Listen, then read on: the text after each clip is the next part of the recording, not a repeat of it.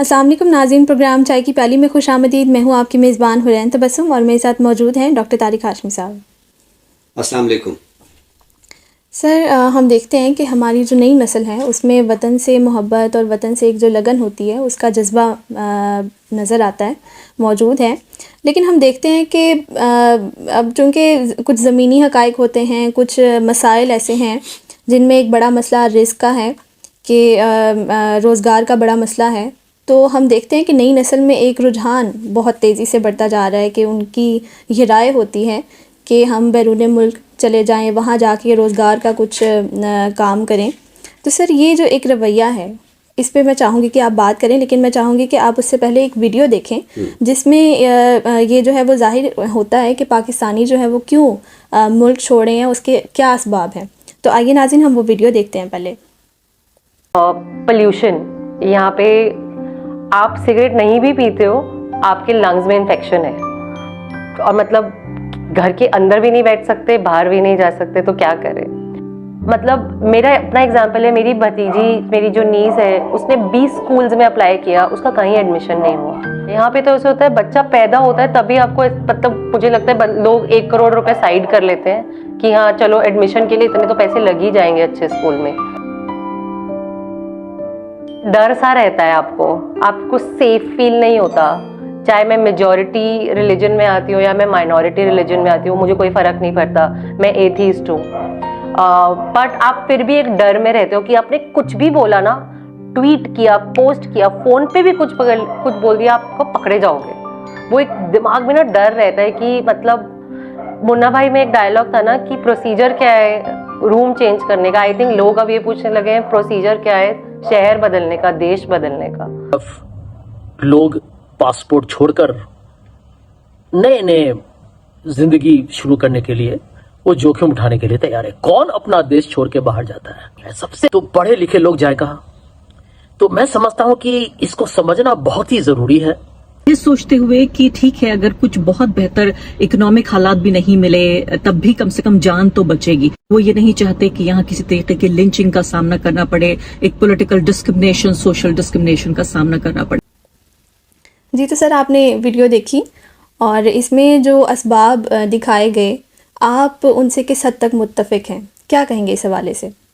बात यह है कि कोई अपना घर नहीं छोड़ना चाहता, अपनी गली, अपना मोहल्ला, अपना शहर कोई भी नहीं छोड़ना चाहता। तो ये जो आपने बात की है नई नस्ल की, पहली बात तो ये है कि ये मसला सिर्फ नई नस्ल का नहीं है बल्कि नस्लों का है। हमसे पहले भी जो नस्ल थी उनके यहाँ भी ये रुझान था, उससे पहले जो नस्ल थी उसके यहाँ भी ये रुझान था, हमारी नस्ल में भी है और जो नई नस्ल है उसमें भी है। लेकिन एक बात यह है कि आपने मुझे एक वीडियो दिखाई है, जहाँ तक मेरी याददाश्त है, और ये वीडियो आप ख़ुद भी थोड़ी सी तहकीक कीजिएगा, ये वीडियो शायद BBC की एक रिपोर्ट का हिस्सा है और उसमें आपने देखा कि 3 वजूह जो है वो बयान की गई हैं। एक है आलूदगी, दूसरा है रोज़गार और तीसरी जो सबसे बड़ी वजह सामने आई है वो है मज़हबी हसासियत। इससे भी दिलचस्प बात यह है कि ये जो वीडियो है ये पाकिस्तान के बारे में नहीं है, ये हमारे हमसाया मुल्क इंडिया के बारे में है। एक तफसीली रिपोर्ट है कि जिसमें वो बता रहे हैं कि हमारे जो इंडियंस हैं वो मुल्क क्यों छोड़ रहे हैं। यहाँ मैं बताना ये चाहता हूँ कि ये जो मुल्क छोड़ने का मसला है ये सिर्फ़ अहले पाकिस्तान के साथ नहीं है, बल्कि दुनिया भर के जो गरीब ममालिक हैं या तरक्की पजीर ममालिक हैं, ये उन सब का है। आप देखिए कितने, यानी एक तकलीफ़ की बात है कि एक वक्त था कि वो कौमें यहाँ आकर हुकूमत करती थी और हम उनके यहाँ ग़ुलाम थे। बाद में उन्होंने फ़ैसला किया कि हम यहाँ से जा रहे हैं और वो यहाँ से चले गए, अब वो हमारे हुक्मरान नहीं हैं, लेकिन हम ऐसे उनके मुआशी और समाजी ग़ुलाम हुए हैं कि अब हम उनकी सरज़मीन पे जाके उनकी ग़ुलामी करने पर मजबूर हैं। तो ये दुनिया भर का मसला है। ये जो यहाँ बैठ के ہر وقت اپنے ملک اور اپنے ملک کے مسائل اور اہل سیاست اور دیگر عناصر کو ہم یہ مورد الزام ٹھہراتے ہیں، تو یہ مسئلہ جو ہے یہ صرف ہمارے ملک کا نہیں ہے، یہ دنیا بھر کے جو غریب اور ترقی پذیر ممالک ہیں یہ ان سب کا ہے۔ اب سوال یہ ہے کہ یہ آلودگی کیسے پیدا ہوئی ہے، یہ بے روزگاری کیسے پیدا ہوئی ہے، اور مذہبی حساسیت کیسے پیدا ہوئی ہے۔ تو یہ بھی میں سمجھتا ہوں کہ شاید ہمارے اپنے پیدا کردہ کم ہیں اور ان قوتوں کے پیدا کردہ زیادہ ہیں کہ انہوں نے ہمیں انڈسٹری کا شعور تو دیا، لیکن جس طرح صنعت کا شعور وہاں پر ہے کہ صنعت بھی لگانی ہے، لیکن اس کے ساتھ ساتھ جو ماحول کے بارے میں جو شعور ہے وہ یہاں کے لوگوں میں نہیں ہے، تو ہم ان کی پیروی میں صنعتوں پہ صنعتیں لگاتے گئے، اور اس کے بعد ہم نے دیکھا کہ ہمارے ملک میں بڑے بڑے سیلاب آئے، موسمیاتی تبدیلیاں آئیں، حدت بڑھی، تپش بڑھی، اور بہت سارے موسمیاتی تبدیلیاں ہیں جو ہمارے زندگیوں کے لیے خطرہ ہیں، یعنی ہم اگر یہاں رہتے بھی ہیں تو بھی ہماری زندگیوں کو خطرہ ہے۔ اس کے بعد آپ دیکھیے کہ روزگار، چونکہ ہمارے جتنے وسائل ہیں ان پر انہوں نے مختلف انداز سے قبضہ کیا ہے، یا ان کے ایجنٹس نے ہمارے اندر یہ کچھ اس طرح کی چیزیں پیدا کی ہیں کہ پیسے کی جو ہوس ہے۔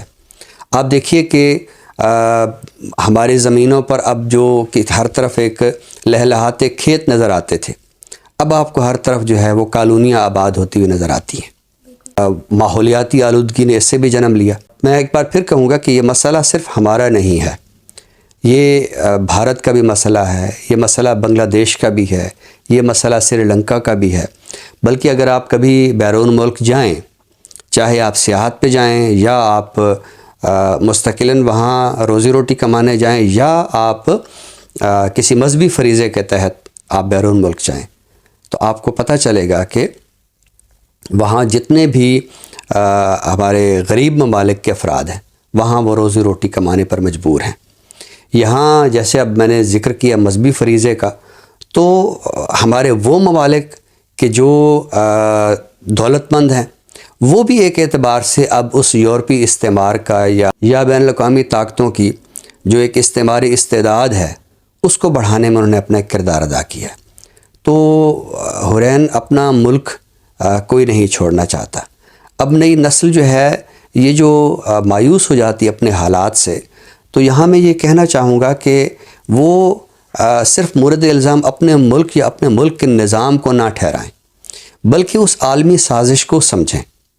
اور یہاں میں ایک بار پھر ایک اور بات بھی کہنا چاہتا ہوں کہ غریب ممالک جو ہے ان کو اپنے مابین جو ان کے تنازع ہیں، وہ چاہے علاقے کے تنازع ہیں، وہ چاہے خطے کے تنازع ہیں، وہ چاہے عسکری تنازع ہیں، ان کو کم کر کے ان کی بنیاد پہ جو اپنے سرحدی تناؤ ہیں ان کو ختم کر کے ان اجتماعی مسائل کی طرف توجہ کرنی چاہیے کہ جن کو آپ نے زمینی حقائق کہا ہے، تو وہ زمینی حقائق ہیں یا زمینی جھوٹ ہیں۔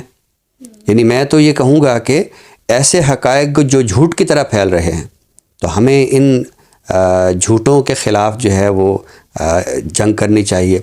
ہم جو مختلف اور بنیادوں پہ ہم جنگ کرتے ہیں، کیا ایسا ممکن نہیں ہے کہ ہم تمام جو غریب ممالک ہیں، ویسے تو ہم نے پلیٹ فارم بھی بنائے ہیں، یعنی آپ دیکھیے کہ جو جنوبی ایشیا کا سب سے بڑا پلیٹ فارم ہے سارک، تو وہ بھی اب یوں سمجھیے کہ جس طرح اقوام متحدہ ایک برائے نام ادارہ ہے، تو اس طرح جو سارک ہے وہ بھی صرف جو ایک سالانہ جلسہ ہے یا اس کے جو مختلف محکمے مختلف اجلاس کرتے رہتے ہیں، تو بس وہیں تک محدود ہے۔ جو بنیادی مسائل ہیں انڈیا کے، پاکستان کے، بنگلہ دیش کے، سری لنکا کے، مالدیپ کے اور بھی دنیا بھر کے جو غریب ممالک ہیں، تو ان کے جو مسائل ہیں ان کی طرف جو ہے ہمیں ایک مشترکہ جد و جہد کرنی چاہیے، ہمیں ایک مل کر جد و جہد کرنی چاہیے۔ یہ تو آپ نے اچھا کیا کہ یہ مجھے ویڈیو دکھائی اور مجھے پتہ چلا کہ جو مسائل ہم اپنے سمجھتے ہیں کہ یہ صرف ہمارے مسائل ہیں، وہ صرف ہمارے مسائل نہیں ہیں، بلکہ تمام دنیا کے جو غریب ممالک ہیں، آپ انہیں ساؤتھ ایشین کنٹریز کہیں، آپ انہیں سارک ممالک کہیں، آپ انہیں تیسری دنیا کہیں، آپ انہیں پسماندہ ملک کہیں، کچھ بھی کہیں، تو ہماری پسماندگی کا جو سبب ہے ہمیں اس طرف توجہ دینی چاہیے.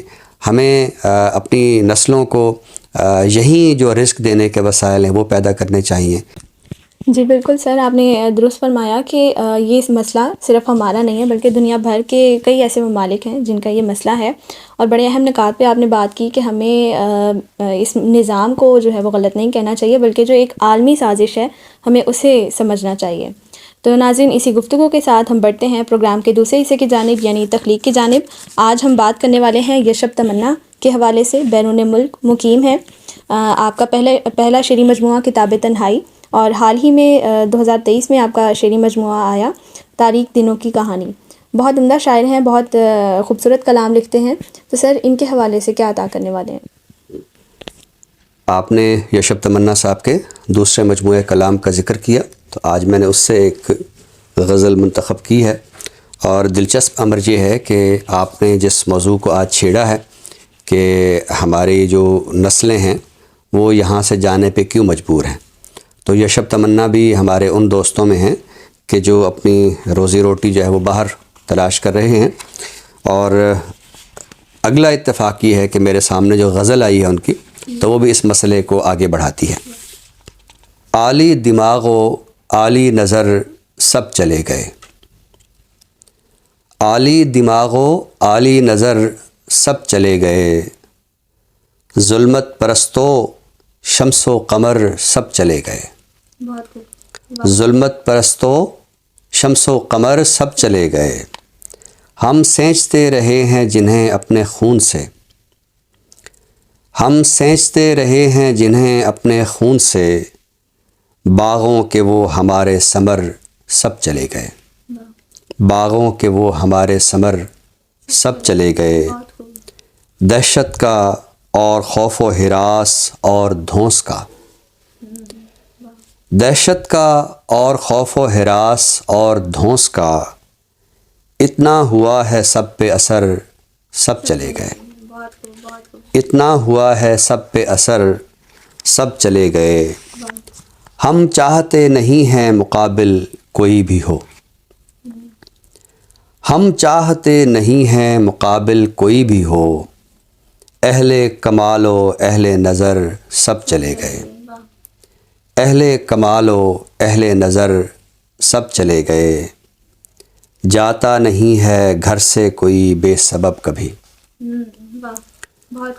جاتا نہیں ہے گھر سے کوئی بے سبب کبھی، بدلی نہیں جو ہم نے ڈگر سب چلے گئے، بدلی نہیں جو ہم نے ڈگر سب چلے گئے. عالی دماغ و عالی نظر سب چلے گئے، ظلمت پرستو شمس و قمر سب چلے گئے. بہت خوب سر، یشب تمنا صاحب کی بہت ہی عمدہ غزل آج آپ نے عطا کی. ناظرین، اسی کے ساتھ بڑھتے ہیں پروگرام کے آخری حصے کی جانب یعنی کتاب کے تعارف کی جانب. تو سر، آج کتاب کے تعارف کے سیگمنٹ میں کون سی کتاب تعارف کے لیے پیش کریں گے؟ آج کی کتاب بہت ہی دلچسپ ہے. اس کا تعلق ایک تعلیمی ادارے سے ہے.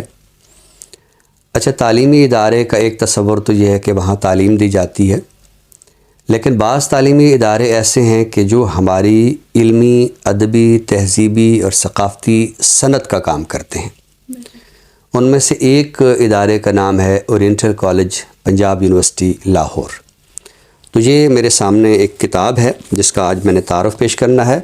ریت اس نگر کی ہے، ریت اس نگر کی ہے. یہ اس شعری روایت کا تعارف پیش کرتی ہے. یہ کتاب ان شعراء کا تعارف پیش کرتی ہے کہ جو اورینٹل کالج سے وابستہ رہے. وابستگی سے مراد ہے کہ وہ افراد کہ جو وہاں بطور استاد وابستہ رہے یا وہاں تعلیم حاصل کرتے رہے. تو یہ کتاب جو ہے نوآبادیاتی عہد سے لے کر تو تاحال جتنے بھی شاعر ادیب وہاں سے جڑے رہے، وہ چاہے گزشتہ صدی میں محمد حسین آزاد اور علامہ محمد اقبال ہوں، یا عہد حاضر میں جو ہے مرغوب حسین اور ڈاکٹر تحسین فراقی ہوں. تو یہ ایک بہت ہی جامع نوعیت کی کتاب ہے. اس میں اگر میں چند شعراء کے نام سامنے پیش کروں تو ان میں جیسے میں نے نام لیا محمد حسین آزاد کا اور علامہ محمد اقبال کا، تو ہم اگر اس عہد کے کچھ اور ناموں کو یہاں دیکھیں تو پتہ چلتا ہے کہ یہ ادارہ کتنا یوں سمجھیے کہ اپنے باطن میں بھرپور ہے اپنی ادبی اور تہذیبی روایت کے حوالے سے۔ ان میں حافظ محمود شیرانی ہیں، ان میں موہن سنگھ دیوانہ ہے، اس میں امتیاز علی خاں عرشی ہیں، اختر شیرانی ہیں، فیض احمد فیض ہیں، یعنی یہ تو وہ منظرنامہ ہے جو تو اگر ہم تھوڑا سا آگے چلیں تو اس میں جگن ناتھ آزاد، عبادت بریلوی، شہرت بخاری، داؤد رہبر، سجاد باقر رضوی، حفیظ طائب، احسان اکبر، اسلم انصاری، یعنی آپ دیکھیے کہ کتنے بڑے بڑے نام ہیں جو اس ادارے سے بطور استاد وابستہ رہے یا بطور شاگرد وابستہ رہے۔ اس طرح ہم اگر اپنا جو موجودہ ادبی منظرنامہ ہے اس میں ہم دیکھیں تو اس میں ہمیں ڈاکٹر ریاض مجید، اعزاز احمد آذر، نسرین انجم بھٹی، امجد اسلام امجد، محمد جلیل علی، اجمل نیازی، ظاہر ہے کہ یہ بھی ہماری جو موجودہ ادبی منظرنامے کی جو کہکشاں ہے۔ تو اور ہم تھوڑا سا آگے آ جائیں، یعنی جو شاید اتنا نمایاں تو نہیں ہے، لیکن میں سمجھتا ہوں کہ اردو غزل اور جدید اردو نظم میں ان کا جو نام ہے وہ بہت ہی معتبر ہے۔ مثلاً اس میں آپ دیکھیے کہ رفیق سندیلوی ہیں، بہت اچھے نظم گو ہیں، ڈاکٹر ضیاء الحسن ہیں جو اس وقت بھی اپنی جو تدریسی خدمات اس ادارے میں انجام دے رہے ہیں۔ اسی طرح ڈاکٹر معین نظامی، وہ اس وقت اس ادارے کے پرنسپل ہیں اور فارسی اور اردو کے بہت اچھے شاعر ہیں، نظم بھی بہت اچھی کہتے ہیں، غزل بھی ان کی بہت عمدہ ہے۔ تو اسی طرح ڈاکٹر سلمان صدیق ہیں۔ اچھا، اتفاق سے مجھے اپنا نام بھی نظر آ گیا، ظاہر ہے میں بھی اس ادارے کا طالب علم رہا ہوں، بہت خواہش تھی کہ میں وہاں پڑھاؤں، لیکن مجھے آپ لوگوں کو پڑھانے کا اللہ تعالیٰ نے ایک جو سمجھے کہ کام دینا تھا، تو بہت اچھی بات ہے، میں آپ طالب علموں کے ساتھ بھی خوش ہوں۔ تو یہ یعنی ایک ہمارے سامنے ادب کا ایک منظرنامہ ہے۔ تو یہ مرتب کی ہے مشتاق احمد، یہ اورینٹل کالج کے اس وقت جو نوجوان اساتذہ ہیں، ہم نے ان کے اور بھی بعض کتابوں کے تعارف پیش کیے ہیں۔ تو یہ کتاب جو ہے، یہ اس کا جو عنوان ہے یہ ہے ریت اس نگر کی ہے۔ تو یہ بھی اس ادارے کے ایک معتبر استاد ہیں ڈاکٹر مرغوب حسین طاہر، جو ان دنوں جاپان میں اپنی خدمات انجام دے رہے ہیں۔ تو یہ ان کی غزل سے ایک مصرعے کا ایک ٹکڑا ہے۔ میں چاہتا ہوں کہ اس غزل کے 2 شعر پڑھتے ہوئے ہم اس تعارف کو مکمل کریں۔ تتلیوں کے موسم میں نوچنا گلابوں کا، ریت اس نگر کی ہے اور جانے کب سے ہے۔ دیکھ کر پرندوں کو باندھنا نشانوں کا، ریت اس نگر کی ہے اور جانے کب سے ہے۔ تم ابھی نئے ہو نا اس لیے پریشاں ہو، آسمان کی جانب اس طرح سے مت دیکھو۔ آفتیں جبانی ہوں ٹوٹنا ستاروں کا، ریت اس نگر کی ہے اور جانے کب سے ہے۔ تو بہرحال اس کتاب میں تو جس ریت کا ذکر ہے وہ ہماری شعری روایت ہے، اور بہت خوبصورت شعری روایت ہے کہ جو اورینٹل کالج سے جڑی ہوئی ہے۔ تو ریت اس نگر کی ہے، اس کے مرتب ہیں مشتاق احمد۔ بہت خوبصورت، آج بہت ہی اہم، عمدہ اور دلچسپ کتاب کا تعارف آج آپ نے پیش کیا ہے۔